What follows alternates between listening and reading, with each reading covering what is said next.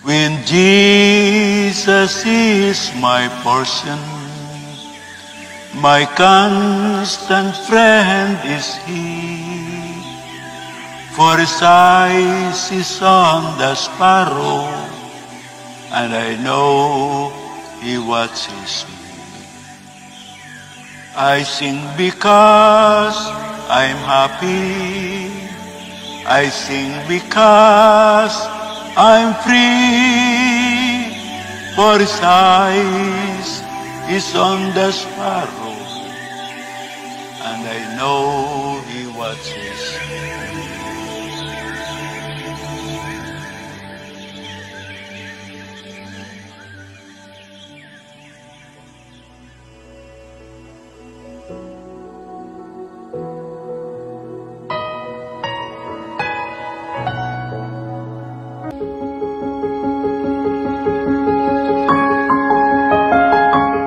Ang iglesia ay kaba ng mga karunungan na mula sa Diyos.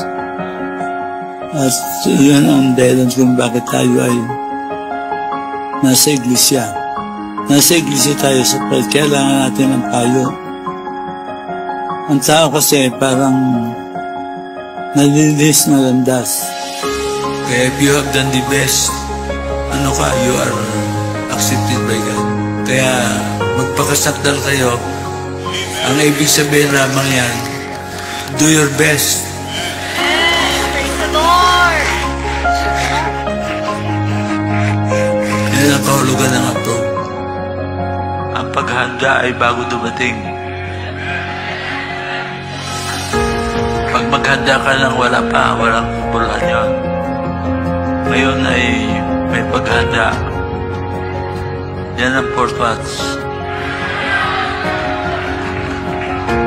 Kaya dapat dumating ang Panginoon na ikaw nag-aanda. Hindi nagkamali ang Diyos eh. Gawa ng ang pagkapahayag, timely. Christ will come. In the second coming, in the twinkling of an eye, all of us will be turned incorruptible.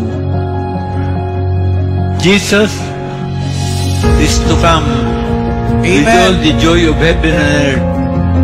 Praise God. Be prepared, Jesus is coming soon again. Amen. Na kanyang ibinigay ang kanyang bugtong na anak upang ang sumampalataya ay huwag mapahamak, kundi magkaroon ng buhay na walang hanggan.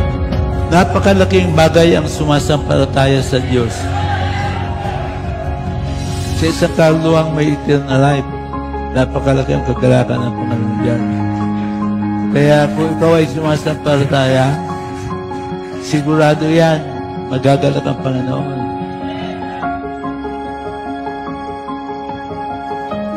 Sino ang nakakaalam ng katapusan sa libutan? At sino ang nakakaalam na ngayon ay panahon ng wakas? Is the good man of the house, which has received the promise. Kaya, ang good man of the house, pinagkatiwalaan ito para ipangaral, para maniwala ang mga bansa. My purpose here is for you to share the truth that I have received from God.